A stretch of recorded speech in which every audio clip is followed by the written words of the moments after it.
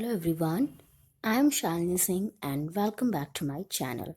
Here we are starting part A from chapter 10 and the name of this part is Nutrition, Health and Hygiene, and this video is going to be part 3 from this chapter.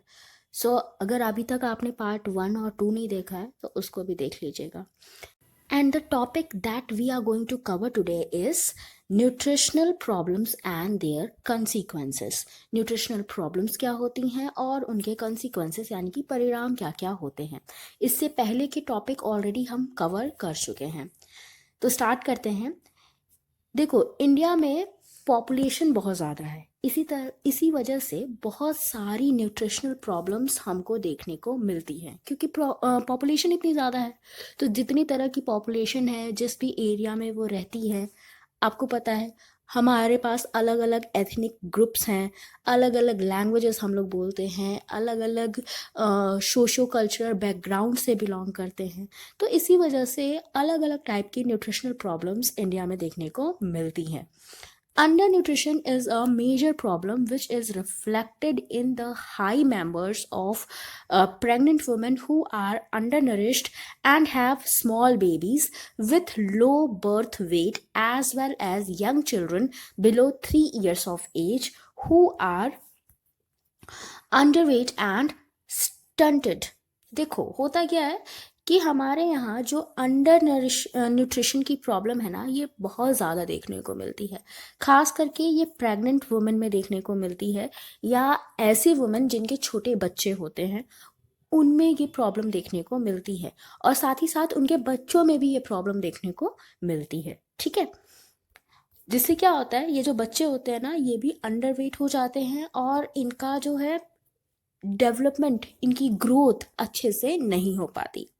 1/3 of the babies born in India are low birth weight, less than 2500 grams.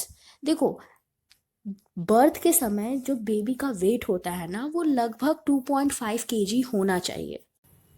और India में 1/3 babies ऐसे हैं, मतलब जितने भी बच्चे पैदा हो रहे हैं उसमें से 1/3 ऐसे हैं जो कि 2.5 kg से कम वेट के हैं, यानी कि अंडर वेट हैं.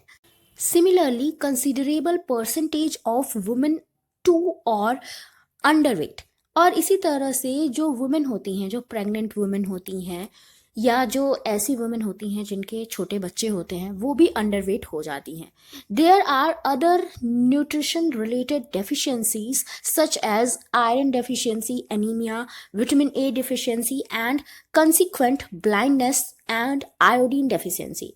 तो इसी तरह से बहुत सारी और भी डेफिशिएंसीज हैं जो कि न्यूट्रिशन से रिलेटेड हैं. जैसे आयरन की डेफिशिएंसी हो गई, जिसकी वजह से अनीमिया हो जाता है, आपके बॉडी के अंदर हीमोग्लोबिन ही नहीं बन पाता है.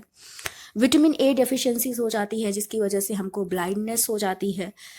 ठीक है, नाइट ब्लाइंडनेस भी हो जाती है जिसको हम रतौंधी बोलते हैं. आयोडीन डेफिशिएंसी होती है जिसकी वजह से क्या होता है, बच्चे के मेंटल और फिजिकल ग्रोथ पे बुरा असर पड़ता है. तो इस तरह से हम कह सकते हैं कि अंडर न्यूट्रिशन का एक इंडिविजुअल पे बहुत बुरा प्रभाव पड़ता है. Under nutrition not only reduces body weight but has devastating effects on children's cognitive development, immunity, and can also result in disability, blindness due to vitamin A deficiency. देखो, under nutrition का सिर्फ ये मतलब नहीं है कि बच्चे का बॉडी वेट ही कम हो रहा है, इसके और सारे बुरे प्रभाव भी होते हैं. जैसे बच्चे का कॉग्निटिव डेवलपमेंट अच्छे से नहीं होता, जिसकी वजह से कह सकते हो कि बच्चे का जो ब्रेन होता है वो अच्छे से डेवलप नहीं होता, बच्चे का मेंटल डेवलपमेंट अच्छे से नहीं होता, और जो बच्चे की इम्यूनिटी है वो भी कम हो जाती है. बच्चे के अंदर विटामिन ए डिफिशियंसी हो जाती है जिसकी वजह से ब्लाइंडनेस हो जाती है, नाइट ब्लाइंडनेस हो जाती है. Iodine deficiency is a threat to health and development. अब देखो, आयोडीन डेफिशिएंसी की वजह से हेल्थ पे भी बुरा असर पड़ता है और डेवलपमेंट पे भी बुरा असर पड़ता है. और स्पेशली अगर हम छोटे बच्चों की बात करें, प्रेग्नेंट वुमेन की बात करें, तो इनमें आयोडीन डेफिशिएंसी की वजह से प्रॉब्लम्स ज़्यादा देखने को मिलती हैं, जिसकी वजह से इनमें गॉइटर की समस्या हो सकती है, स्टिल बर्थ हो सकता है। स्टिल बर्थ यानी कि हो सकता है कि जब बच्चा पैदा हो तो वो मरा हुआ पैदा हो। प्रेग्नेंट वुमेन का मिसकैरेज भी हो सकता है। बच्चे की सुनने का जो क्षमता है, जो उसके हियरिंग कैपेसिटी है, वो कम हो सकती है। बच्चा बहरा हो सकता है। बच्चे का दिमाग हो सकता है अच्छे से डेवलप ना हो। और साथ ही साथ बौनापन, क्रेटिनिज्म भी देखने को मिलता है। ठीक है, इसका मतलब होता है कि बच्चे की हाइट नहीं बढ़ती। ठीक, तो आयोडीन डिफिशिएंसी की वजह से ये सारी प्रॉब्लम देखने को मिलती हैं। कौन कौन सी? गॉइटर, स्टिल बर्थ, मिसकैरेज हो सकता है प्रेग्नेंट वुमेन को, डिफ म्यूटिज्म, और मेंटल रिटार्डेशन, और है हमारा क्रिटिनिज्म। क्रिटिनिज्म यानी कि बच्चे की हाइट नहीं बढ़ती इसमें। Iron deficiency also has negative impact on health and wellbeing. Iron deficiency का भी हेल्थ और वेलबींग पे बुरा असर पड़ता है। देखो, हमने आयोडीन की बात कर ली, विटामिन ए की बात कर ली, अब हम बात करेंगे आयरन डेफिशिएंसी की। आयरन डेफिशिएंसी का क्या असर पड़ता है? In infants and young children, its deficiency impairs psychomotor and cognitive development and thus adversely affects scholastic performance. देखो, आयरन डेफिशिएंसी की वजह से जो छोटे बच्चे होते हैं और इन्फेंट्स होते हैं, उनका मेंटल डेवलपमेंट अच्छे से नहीं हो पाता। ठीक है, उनका कॉग्निटिव डेवलपमेंट अच्छे से नहीं हो पाता। वो अच्छे से चीज़ों को समझ नहीं पाते, सीख नहीं पाते, क्योंकि मेंटल डेवलपमेंट होगा नहीं तो बच्चे की समझ भी डेवलप नहीं हो पाएगी। और इन सब का बुरा असर उनकी स्कॉलिस्टिक परफॉर्मेंस पे पड़ेगा। जब बच्चा स्कूल जाएगा, जब बच्चा नई नई चीज़ें सीखेगा और उसका जब ब्रेन ही डेवलप नहीं होगा तो वो कहाँ से सीखेगा? ठीक है, तो इसका बुरा असर, आयरन डेफिशिएंसी का बुरा असर बच्चे के स्कॉलिस्टिक परफॉर्मेंस पे पड़ेगा। ठीक है, it also decreases physical activity. और अगर बच्चे में आयरन डिफिशिएंसी होगी तो बच्चे का दिमाग तो कमज़ोर होगा ही साथ वो फिजिकल एक्टिविटी भी उतने अच्छे से नहीं कर पाएगा। Iron deficiency during pregnancy affects the growth of the foetus and increases risk of morbidity and mortality for the mother। और अगर प्रेगनेंसी के टाइम पे आयरन डेफिशिएंसी हो गई, आयरन की कमी हो गई, तो फेटस की ग्रोथ रुक जाएगी। ठीक है, साथ ही साथ हो सकता है कि मदर की हेल्थ पे भी बुरा असर पड़े। जो प्रेग्नेंट वुमेन है उसकी भी मौत हो सकती है, और अगर वो बच भी गई तो उसका जो हेल्थ है वो खराब हो सकती है। हो सकता है बच्चा भी जो अगर पैदा हो तो उसकी हेल्थ भी उतनी अच्छी न हो पाए। क्यों? आयरन की कमी की वजह से। अब हमने अंडर न्यूट्रिशन तो देख लिया, लेकिन अगर हम ओवर न्यूट्रिशन की बात करें ना तो ये भी अच्छा नहीं होता। ठीक है, ना ओवर न्यूट्रिशन अच्छा होता है, ना अंडर न्यूट्रिशन अच्छा होता है। Intake in excess of requirements leads to several health problems. अगर जितनी रिक्वायरमेंट है हमारी बॉडी को उससे ज़्यादा न्यूट्रिएंट्स हम ले रहे हैं तो इसका भी हमारी हेल्थ के ऊपर बुरा असर पड़ता है। हेल्थ प्रॉब्लम्स बहुत ज़्यादा हमें झेलनी पड़ सकती है। In case of some nutrients if may lead to toxicity and the person may become overweight and even obese. देखो, कुछ न्यूट्रिएंट्स ऐसे होते हैं जो अगर हमारी बॉडी में ज़्यादा हो जाए तो हम मोटे होने लगते हैं, हमारा वेट बढ़ने लगता है। Obesity in turn increase the risk of several diseases such as diabetes, heart disease and hypertension। और अगर हमारे अंदर ओबेसिटी हो गई, मोटापा हो गया, तो फिर बहुत सारी डिजीजेस उसके साथ होना शुरू हो जाएंगी। जैसे मोटापे की वजह से ही डायबिटीज़ भी होता है, हार्ट डिजीज़ भी मोटापे की वजह से होता है, हाइपरटेंशन की प्रॉब्लम भी मोटापे की वजह से ही हो जाती है। इंडिया में दोनों तरह की प्रॉब्लम्स देखने को मिलती हैं। अंडर न्यूट्रिशन भी इंडिया में देखने को मिलेगा, ओवर न्यूट्रिशन भी देखने को मिलेगा। ठीक है, this has been turned double burden of malnutrition, जिसकी वजह से इंडिया में माल न्यूट्रिशन का डबल बर्डन है। डबल बर्डन क्यों? क्योंकि दोनों तरह का न्यूट्रिशनल प्रॉब्लम हमारे यहाँ देखने को मिलती है। In our country, the third National and Family Health Survey shows that 28.9% men and 22.2% women from urban areas are overweight or obese। देखो, इंडिया में जो तीसरा national and family health survey हुआ था, उसमें ये पता चला था कि अर्बन एरिया में 28.9% आदमी ओवरवेट हैं और 22.2% वुमेन ऐसी हैं जो कि ओवरवेट हैं।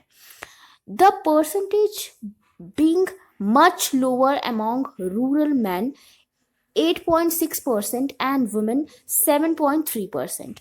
और अगर हम अर्बन एरिया की तुलना रूरल एरिया से करें तो हम देखेंगे कि रूरल एरिया में ये जो ओवर न्यूट्रिशन की प्रॉब्लम है ना, ये थोड़ी कम देखने को मिलती है। यहाँ पे मोटापा कम देखने को मिलता है। आदमियों में खाली 8.6% आदमी ही ऐसे हैं जो कि ऑब्सिटी की प्रॉब्लम से जूझ रहे हैं, और वुमेन में 7.3% वुमेन ही ऐसी हैं जिनके अंदर मोटापे की प्रॉब्लम देखने को मिलती है। अब हमारा है nutrition and infection. Providing enough food to fulfil nutritional requirements is not adequate. देखो, सिर्फ खाना खिला देने से न्यूट्रिशनल रिक्वायरमेंट्स पूरी नहीं हो सकती किसी की। The influence of environment is also important. तो इन्वायरमेंट भी उतना ही इम्पॉर्टेंट है जितना फूड इम्पॉर्टेंट है हमारे लिए। Nutritional status does not depend only on sufficient supply of food and nutrients, but also on the person's health status to a great extent. देखो, nutritional status का सिर्फ ये मतलब नहीं है कि हमें फूड और न्यूट्रिएंट्स अच्छे से मिल रहे हैं। यहाँ पे पर्सन के हेल्थ स्टेटस को भी ध्यान में रखा जाता है कि न्यूट्रिशन एंड इन्फेक्शन जो है ये दोनों एक दूसरे से क्या है, इंटरलिंक्ड है।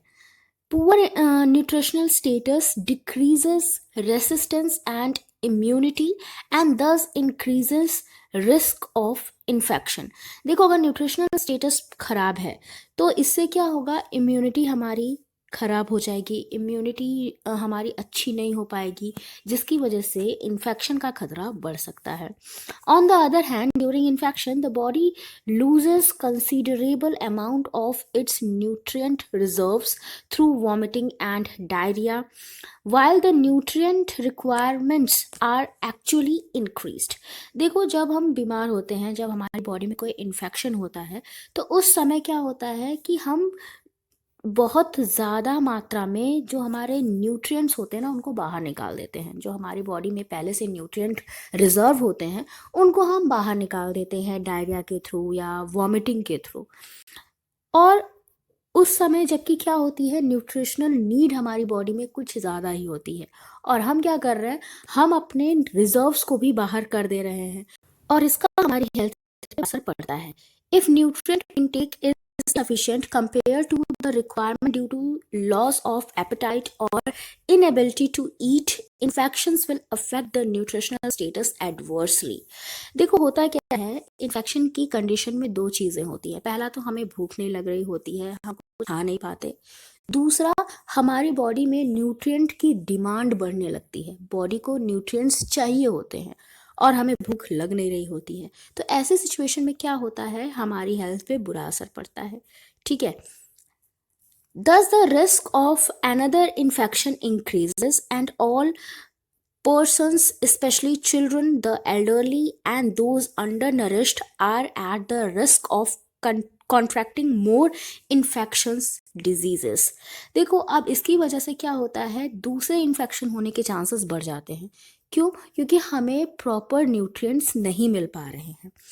और ये जो इन्फेक्शन के चांसेस हैं ना, ये बच्चों में ज़्यादा देखने को मिलते हैं, या जो बहुत एजेड लोग हैं, जो बूढ़े लोग हैं, उनके अंदर भी ये ज़्यादा देखने को मिलता है, या जो ऐसे लोग हैं जो कि पहले से ही अंडर नरिश्ड हैं, ऊपर से वो खाना नहीं खा रहे हैं, उनके अंदर इन्फेक्शन हुआ है और वो खाना भी नहीं खा रहे हैं, तो दूसरी बीमारी होने के चांसेस और भी ज़्यादा ऐसी सिचुएशन में बढ़ जाते हैं। In developing countries, foodborne illnesses such as diarrhea and dysentery are major problems since they can lead to dehydration and death।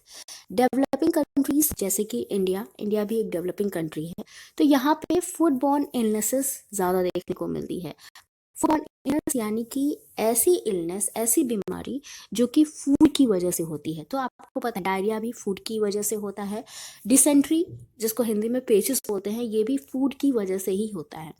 तो इसकी वजह से बहुत ज़्यादा प्रॉब्लम हो सकती है, डिहाइड्रेशन की प्रॉब्लम हो सकती है, डेथ भी हो सकती है इंसान की। Many of the infectious and communicable diseases are due to poor environmental sanitation, poor household, personal and food hygiene. देखो बहुत सारी infectious diseases हैं, communicable diseases हैं। communicable diseases यानी कि मतलब ऐसी diseases जो एक इंसान से दूसरे इंसान को फैलती हैं बड़ी आसानी से। तो ये जो कम्युनिकेबल डिजीजेस हैं, इन्फेक्शियस डिजीजेस हैं, इनके रीज़न क्या होते हैं, क्यों ये फैलती हैं? क्योंकि हमारा इन्वायरमेंट उतना साफ़ सुथरा नहीं है, आसपास साफ सफाई नहीं है, फूड हमें साफ नहीं मिलता, पर्सनल हाइजीन का हम ख्याल नहीं रखते। इसकी वजह से ये जो इन्फेक्शियस एंड कम्युनिकेबल डिजीजेस हैं ये ज़्यादा फैल रही हैं। The key therefore is to look into how these diseases can be prevented। तो हमें क्या ध्यान रखना है? हमें ये ध्यान रखना है कि इन डिजीजेस से हम कैसे बच सकते हैं। हमने न्यूट्रिशनल प्रॉब्लम्स के बारे में पढ़ लिया, इन्फेक्शंस के बारे में पढ़ लिया। अब हमारा नेक्स्ट टॉपिक है हाइजीन एंड सैनिटेशन, कैसे हम साफ सफाई रख सकते हैं। ठीक है, prevention and control of disease has to address both intrinsic and extrinsic factors which are linked with various diseases। देखो अगर हमें डिजीज से बचना है, डिजीज को फैलने से रोकना है, तो हमें उसके लिए दोनों फैक्टर्स को ध्यान में रखना पड़ेगा। इंट्रिंसिक फैक्टर्स को भी ध्यान में रखना पड़ेगा और एक्सट्रिंसिक फैक्टर्स को भी ध्यान में रखना पड़ेगा। तो नीचे यही दो फैक्टर्स के बारे में इस बॉक्स में बताया गया है। यहाँ पे इस बॉक्स में इंट्रिंसिक फैक्टर्स के बारे में भी बताया गया है और एक्सट्रिंसिक फैक्टर्स के बारे में भी बताया गया है। इंट्रिंसिक फैक्टर को होस्ट फैक्टर्स भी बोलते हैं। ठीक है, इसमें देखो सबसे पहले बात की गई है एज की, सेक्स की, एथनिसिटी, रेस, इन सब का असर पड़ता है हमारी हेल्थ पे। इन सब का असर पड़ता है किसी भी डिजीज़ को फैलाने में या उसको फैलाने से रोकने में। तो इस पे ध्यान देना ज़रूरी है। आप किस एज से बिलोंग करते हो, आपका जेंडर क्या है, आपकी कास्ट क्या है, रिलीजन क्या है, इसका असर हमारे खान पान पे पड़ता ही है। हम जिस जगह से बिलोंग करते हैं, जिस भी सोसाइटी से बिलोंग करते हैं, उस तरह का खाना, उस तरह का फूड हम खाते हैं, उस तरह के न्यूट्रिएंट्स हमको मिलते हैं। ठीक है, अगर आप हाई सोसाइटी से बिलोंग करते हो, आपकी इकोनॉमिकल कंडीशन अच्छी है, तो आपको न्यूट्रिएंट्स ज़्यादा मिलेंगे। तो हो सकता है आपको ओवरवेट वाली प्रॉब्लम भी हो सकती है। अगर आप मिडिल क्लास या लोअर क्लास फैमिली से बिलोंग करते हो, तो हो सकता है आपको न्यूट्रिएंट्स उतनी ज़्यादा न मिले, जिसकी वजह से आपको अंडर न्यूट्रिशन की प्रॉब्लम भी हो सकती है। ठीक है, तो उसके बाद यहाँ पे देखो इंट्रिंसिक फैक्टर्स में क्या है, physical environment, air, water, soil, housing, climate, geography, heat, light, noise, radiation, इन सब का असर भी हमारी हेल्थ पे पड़ता है। हम जिस भी एरिया में रह रहे हैं, जिस भी इन्वायरमेंट में रह रहे हैं, वहाँ पे हवा कैसी मिल रही है हमें, पानी कैसा मिल रहा है, वहाँ पे जो घर बने हैं वो साफ़ सुथरे हैं कि नहीं, साफ़ सुथरी जगह पे हैं या नहीं, वहाँ का क्लाइमेट कैसा है, जियोग्राफिकल कंडीशन कैसी है, हीट कैसी है, लाइट कैसी है, इन सब का असर पड़ता है हमारी हेल्थ पे। तो ये फैक्टर्स हमारी हेल्थ को अफेक्ट करते हैं। फिर उसके बाद देखो इंट्रिंसिक फैक्टर में दूसरा बताया गया है biological factors such as heredity, blood groups, enzymes, levels of various substances in blood, cholesterol, functioning of various organs and system. हमारा बॉडी कैसी है, हमारी खुद की हर इंडिविजुअल की बॉडी अलग अलग होती है। हमारी हेरिडिटी से भी हमें कुछ चीज़ें मिलती हैं। हो सकता है कुछ ऐसी बीमारी हो जो हमें हमारे पेरेंट्स से मिले, हमारी फैमिली से मिले। ठीक है, बहुत सारी चीज़ें ऐसी होती हैं जो हमें हमारी फैमिली से मिलती है। अगर हमें कोई एलर्जी है तो हो सकता है वो हमें हमारी फैमिली से मिले। तो इसका भी असर हमारे ऊपर पड़ता है। हेरिडिटी का असर भी हमारी हेल्थ पे पड़ता है। ब्लड ग्रुप्स का असर पड़ता है। आपके ब्लड में जो डिफरेंट सब्सटेंसेस हैं उनका लेवल कैसा है, उसका असर भी पड़ता है। तो हमारी फिजिकल कंडीशन कैसी है, उसका असर भी हमारी हेल्थ पे पड़ता है। फिर यहाँ पे एक्सट्रिंसिक फैक्टर्स में देखो लिखा है biological environment includes the human being, all other living beings such as animals, rodent, insects, plants, viruses, microorganism. Some of these act as disease producing agents, some as reservoirs of infection, intermediate host and vectors of disease. देखो हमारा जो environment है उसमें हम तो रहते ही हैं, हमारे साथ साथ एनिमल्स भी रहते हैं, प्लांट्स भी हैं, माइक्रो ऑर्गेनिज्म भी हैं, डिफरेंट टाइप के बैक्टीरिया, वायरस सब है। ठीक है, सब हमारे इन्वायरमेंट में रहते हैं और सबका असर हमारे ऊपर पड़ता है। कुछ वायरस, कुछ बैक्टीरिया ऐसे होते हैं जो कि डिजीज़ को फैलने से रोकते भी हैं, कुछ बैक्टीरिया ऐसे भी होते हैं, कुछ वायरस ऐसे भी होते हैं जो डिजीज़ को फैलाते भी हैं। ठीक है, तो इस तरह से जो इन्वायरमेंटल फैक्टर है या जो एक्सट्रिंसिक फैक्टर है उसका असर भी हमारी हेल्थ पे पड़ता है। उसके बाद देखो इंट्रिंसिक फैक्टर में दिया है social and economic characteristics, occupation, marital status, housing, lifestyle factors, nutrition, diet, physical activity, living habits, use of addictive substances such as drugs, alcohol etcetera. देखो हमारी सोशल इकोनॉमिक कंडीशन कैसी है, हमारी सोशल इकोनॉमिक कैरेक्टरिस्टिक्स कैसी है, हमारा occupation क्या है, हमारा मैरिटल स्टेटस कैसा है, ठीक है, हम मैरिड हैं, अनमैरिड हैं। देखो एक प्रेग्नेंट वुमेन की न्यूट्रिशनल नीड नॉर्मल वुमेन से अलग होगी। ठीक है, तो मैरिटल स्टेटस का या हमारे फिजिकल स्टेटस का हमारी हेल्थ पे असर पड़ता ही पड़ता है, हमारी न्यूट्रिशनल नीड पे असर पड़ता ही पड़ता है। तो अगर हमें डिजीज से खुद को बचाना है तो हमें हमारी बॉडी के न्यूट्रिशनल नीड्स को ध्यान में रखना होगा। फिर देखो लाइफ स्टाइल भी बहुत ज़्यादा मैटर करती है, हमारी लाइफ स्टाइल कैसी है, क्योंकि जिस तरह की हमारी लाइफ स्टाइल होगी उस तरह के न्यूट्रिएंट्स हमें मिलेंगे। ठीक है, देखो देखो यहाँ पे लिखा है nutrition, diet, physical activity, living habits, use of addictives substance such as drugs, alcohol etcetera. तो हम कैसा डाइट ले रहे हैं, कैसा न्यूट्रिशन ले रहे हैं, फिजिकल एक्टिविटी कितनी कर रहे हैं, हमारी लिविंग हैबिट्स कैसी हैं, हम अगर कोई एडिक्टिव सब्सटेंस यूज करते हैं जैसे ड्रग, अल्कोहल, सिगरेट, तो इसका भी हमारे हेल्थ पे बुरा असर पड़ता है। और अगर नहीं करते तो हमारी हेल्थ ऑब्वियसली अच्छी हो जाती है। ठीक है, तो ये सारे कुछ चीज़ें हैं, इंट्रिंसिक फैक्टर हैं जो कि हमारी हेल्थ को अफेक्ट करते हैं, जो बीमारियों से हमें बचा भी सकते हैं और हमें बीमारियों की तरफ ले जा भी सकते हैं। इसके बाद हम बात करते हैं एक्सट्रिंसिक फैक्टर की। देखो इसमें क्या है, physio social factors, emotional wellbeing, cultural values, customs, habits, beliefs, attitudes, religion, lifestyle, health services etcetera. देखो जितनी तरह की हमें हेल्थ फैसिलिटी मिल रही हैं, हमारा कल्चर कैसा है, हमारा कस्टम कैसा है, हमारी बिलीव्स कैसी हैं, हम किस रिलीजन को बिलोंग करते हैं, इन सब का असर हमारे हेल्थ पे पड़ता है। ठीक है, अगर हमारी कल्चर वैल्यूज़ ऐसी हैं कि हमें नॉनवेज नहीं खाना, तो फिर ऑब्वियसली हमें प्रोटीन नहीं मिलेगा, प्रोटीन के लिए हमें दूसरे सोर्सेस पे डिपेंड रहना पड़ेगा। ठीक है, तो इस वजह से क्या होता है, जो हमारी कल्चर वैल्यूज़ होती है ना, उनका असर भी हमारी हेल्थ पे पड़ता है। तो यहाँ पे हमने फैक्टर्स देखे कि कौन कौन से ऐसे फैक्टर हैं जो कि डिजीज़ेस को कंट्रोल कर सकते हैं और शायद डिजीज़ेस को बढ़ा भी सकते हैं। तो हमें इनको बैलेंस करना है, इन दोनों फैक्टर को। ठीक है, तो हमने इंट्रिंसिक और एक्सट्रिंसिक दोनों फैक्टर्स को पढ़ लिया। Among these factors, sanitation and hygiene, nutrition and immunization are key inputs. देखो जितने भी ये फैक्टर्स हैं इसमें से सैनिटेशन और हाइजीन और न्यूट्रिशन और इम्यूनाइजेशन ज़्यादा इम्पोर्टेंट है।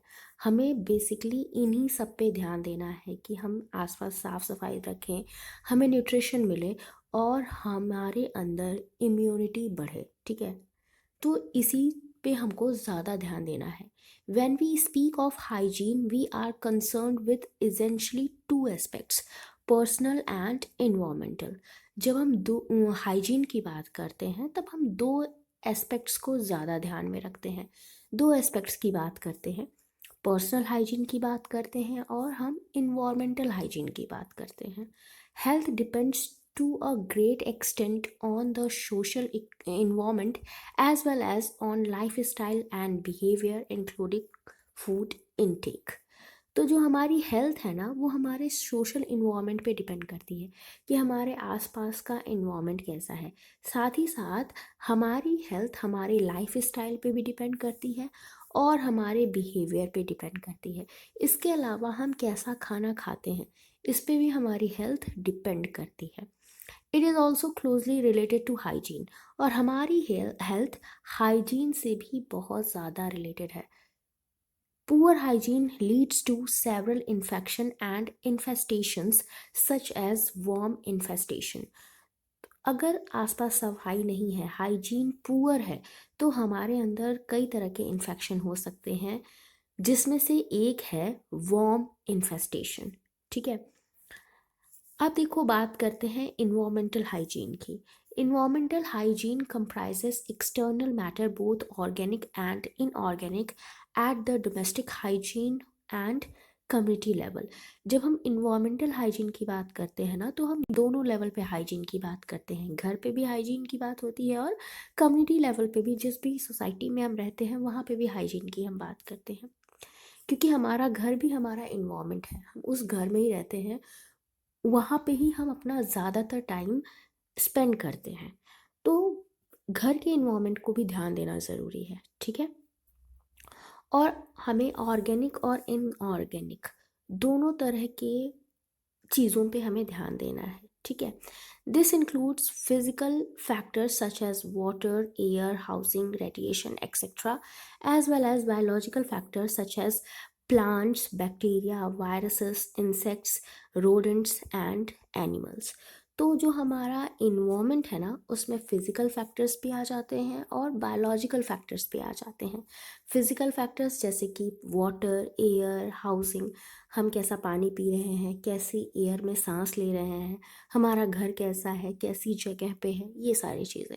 बायोलॉजिकल फैक्टर में प्लांट्स, बैक्टीरिया, वायरसेस, ये सारे आ जाते हैं जो कि हमारे आसपास मौजूद होते हैं। अब यहाँ पे देखो पर्सनल हाइजीन की बात की गई है कि कैसे आप अपने आप को साफ रख सकते हो।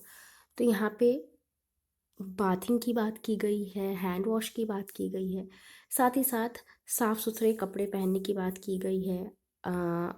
पर्सनल हाइजीन में आपके नेल कटिंग भी आ जाते हैं कि आप अपने नेल्स को कैसे साफ रख सकते हो। जब भी खांसी छींक आए तो अपना मुंह ढक के, तो यहाँ पे पर्सनल हाइजीन का हम अपने अपने लेवल पे ध्यान रख सकते हैं।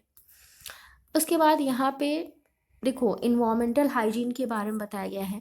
तो यहाँ पे सबसे पहले वाटर सप्लाई को हम ध्यान में रखेंगे कि पानी कैसा हमें मिल रहा है।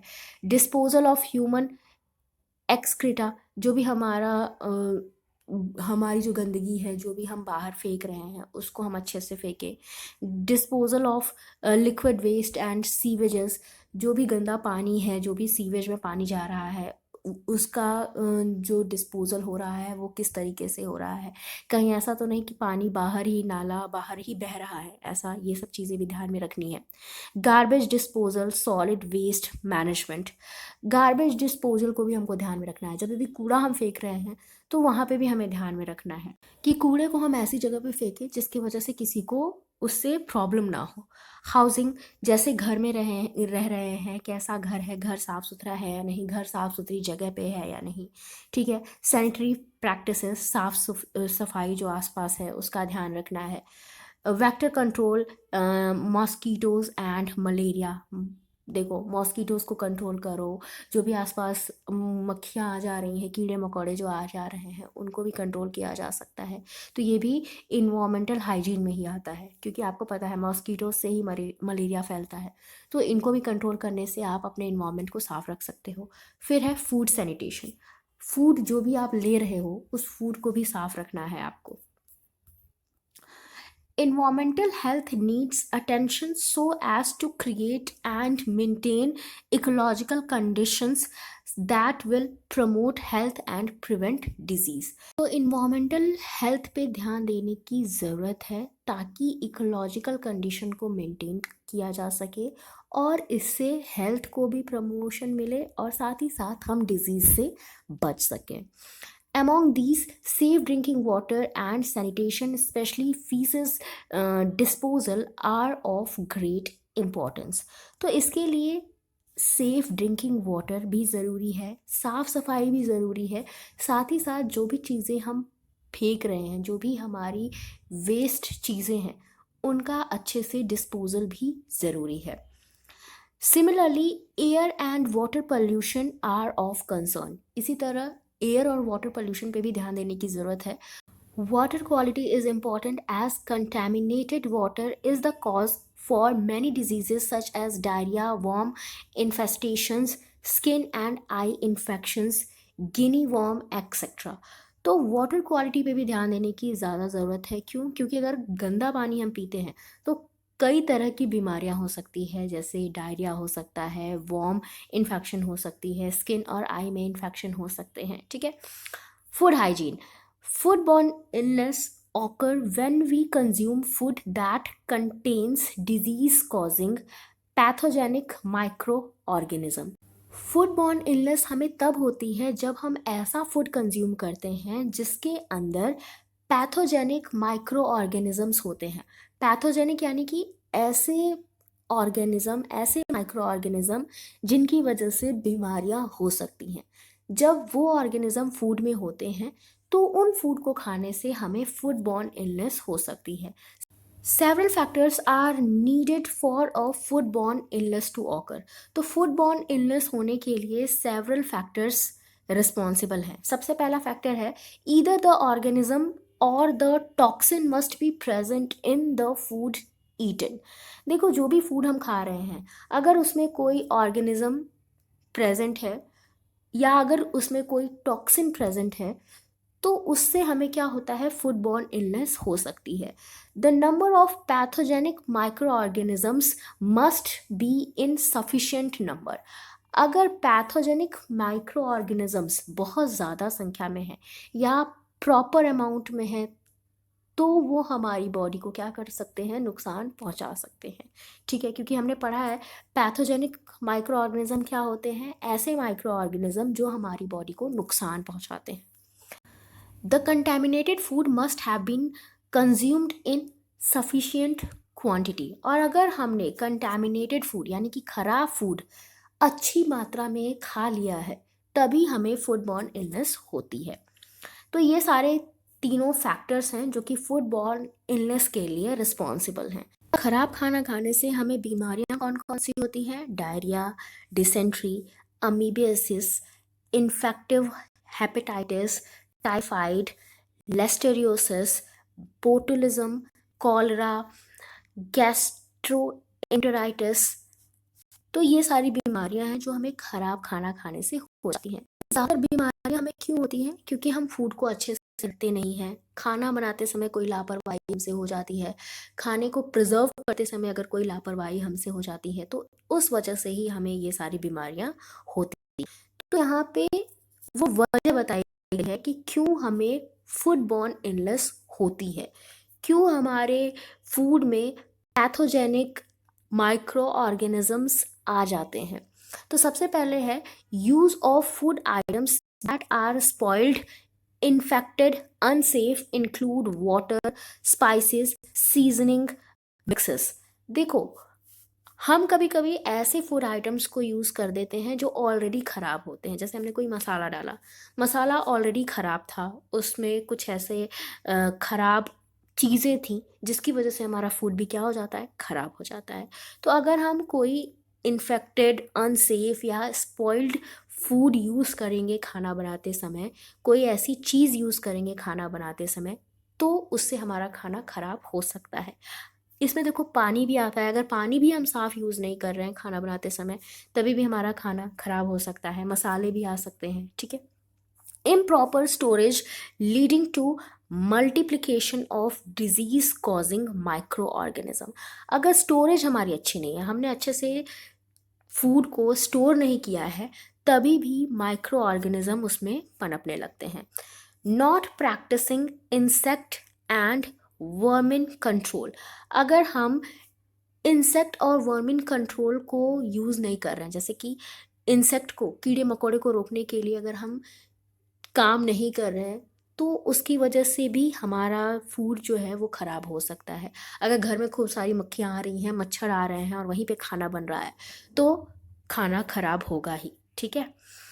Use of contaminated equipment, utensils and plates, spoons, glasses. अगर हम गंदे बर्तनों का यूज़ कर रहे हैं, गंदे इक्विपमेंट्स का यूज़ कर रहे हैं खाना बनाने में, तभी भी हमारा फूड खराब हो सकता है। इनएडिक्वेट कुकिंग, खाना बनाने की जो हमारी मेथड है, अगर वो अच्छा नहीं है, वो इनएडिक्वेट है, तभी भी हमारा फूड खराब हो सकता है।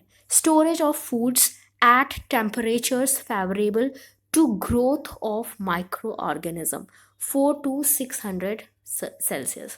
देखो, अगर हम फूड को ऐसे टेम्परेचर पे रख रहे हैं जहाँ पे उसके अंदर माइक्रो ऑर्गेनिज्म पनप सकते हैं, तभी भी हमारा फूड खराब हो सकता है। अगर फूड को हमें रखना ही है अच्छे से प्रिजर्व करके, तो हमें उसके टेम्परेचर को ध्यान में रखना पड़ेगा कि किस टेम्परेचर पे कौन सा फूड खराब हो सकता है, हमें इस चीज़ को ध्यान में रखना पड़ेगा। इम्प्रॉपर कूलिंग, अगर हमें कोई चीज़ ठंडे में रखनी है, कोई चीज़ अगर हमें ठंडी जगह पे रखनी है, तो वहाँ पे भी हमें उसके टेम्परेचर को ध्यान में रखना पड़ेगा। अगर हम बिना ध्यान दिए, बिना टेम्परेचर को ध्यान दिए ही किसी भी टेम्परेचर पे ठंडा कर रहे हैं, तभी भी फूड क्या हो सकता है, खराब हो सकता है। Improper इनएडिक्वेट heating, reheating and reheating of cooked food left overs. देखो, कभी कभी होता है कि हमारा खाना बच जाता है, मान लो रात का खाना बच गया, तो उसको सुबह आपने गर्म करके खा लिया, तो उससे क्या होता है, आप बार बार उसको गर्म कर रहे हो, जिसकी वजह से भी खाना खराब होता है। कंटेमिनेशन, क्रॉस कंटेमिनेशन क्या है, मान लो आपने साफ अच्छा खाना खराब खाने के साथ रख दिया, तो उस समय क्या होता है, जो खराब खाना है उसके माइक्रो ऑर्गेनिजम्स आपके साफ खाने अच्छे खाने में भी आ सकते हैं। फिर है लीविंग फूड अनकवर्ड, खाने को बिना ढके छोड़ देना, तो उसकी वजह से भी खाना खराब हो सकता है। Use of contaminated substances for garnishing, अब देखो क्या होता है कि गार्निशिंग के टाइम पे भी हम खराब चीज़ों का यूज़ कर देते हैं। मान लो प्याज रखी है, काफ़ी देर से काट के रखी है, उसमें कोई माइक्रो ऑर्गेनिज्म आ गया है, तो क्योंकि उसमें माइक्रो ऑर्गेनिज्म के पनपने के चांसेस ज़्यादा होते हैं, जल्दी प्याज खराब होती है, तो उस समय अगर आपने उससे गार्निशिंग कर दी, तो आपका फूड भी अपने आप खराब हो जाएगा। Poor hygiene and sanitation of persons handling food, such as unclean clothes, not washing of hands, dirt and grime under the nails। देखो, कभी कभी क्या होता है कि जो ऐसे लोग होते हैं जो कि फूड को एक जगह से दूसरी जगह ले जाते हैं, जैसे मान लो आप होटल में हो, आप खाना खा रहे हो, कोई खाना बना रहा होता है, कोई खाना सर्व कर रहा होता है, कोई दूसरा वेटर आपके पास खाना लेके आ रहा होता है, तो बहुत सारे लोग होते हैं जिनके हाथ से होके खाना जाता है। तो अगर वो लोग साफ सुथरे नहीं हैं, उनको कोई बीमारी है, उनको कोई डिजीज़ है, तो उसकी वजह से भी खाना खराब हो सकता है। मान लो जो खाना बना रहा है या जो खाना आपको सर्व कर रहा है, उसके हाथ अच्छे नहीं हैं, उसके हाथ गंदे हैं, तो उसकी वजह से भी खाने में माइक्रो ऑर्गेनिजम्स आ सकते हैं, ठीक है। Effective practices related to nutrition, health, and hygiene are essential to be productive in the work that one does within home or outside the home। कुछ ऐसी इफ़ेक्टिव प्रैक्टिसेस हैं जो कि न्यूट्रिशन, हेल्थ और हाइजीन से रिलेटेड होती हैं, जो हम सबको होनी चाहिए, ताकि हम प्रोडक्टिव रह पाएँ, हम हेल्दी रह पाएँ, ठीक है। तो चाहे हम घर पे हो या घर के बाहर हो, कुछ बातों का हमें ध्यान रखना चाहिए, हमें न्यूट्रिशन, हेल्थ और हाइजीन से रिलेटेड इन बातों को ध्यान में रखना ही चाहिए। The next chapter discusses the relationships between worker and workplace. तो जो नेक्स्ट चैप्टर हम पढ़ेंगे उसमें रिलेशनशिप बताया जाएगा, वर्क के बीच में, वर्कर के बीच में और वर्क प्लेस के बीच में। तो इन तीनों के बीच का रिलेशनशिप यहाँ पे बताया जाएगा, ठीक है। तो आई होप जो भी इस चैप्टर सब आपको समझ में आया। अगर चैप्टर समझ हो, अच्छा लगा हो, तो लाइक कर देना, शेयर कर देना और चैनल को सब्सक्राइब कर देना। Thank you for watching.